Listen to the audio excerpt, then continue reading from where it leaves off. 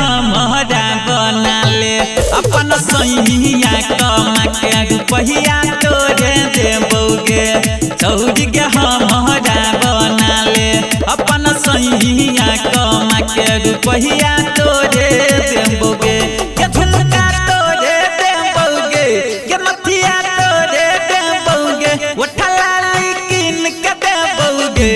छौरी के हमारा बना ले अपन सैया कमा के रुपया तोरे देबोगे छौरी के हमारा बना ले अपन सैया कमा के रुपया तोरे देबोगे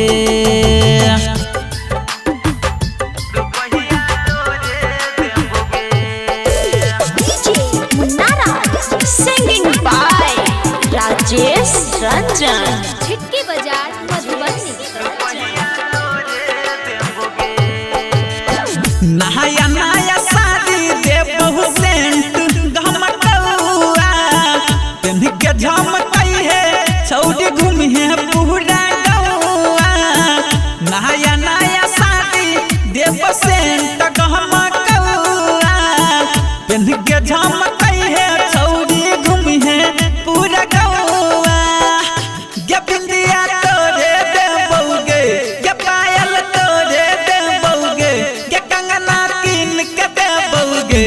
छौरी के हमारा बना ले अपन सैया कमा के रुपया तोरे देबोगे छौरी के हमारा बना ले अपन सैया कमा के रुपया तोरे देबोगे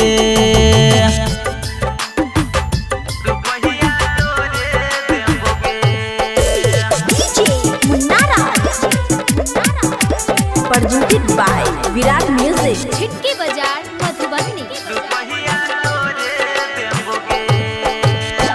राइट हर संतोष के बहना ले याद गे रंजन राजेश किन के दे तो सिंगार गे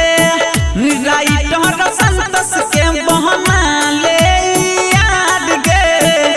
राकेश पंकज किन के दे तो सिंगार गे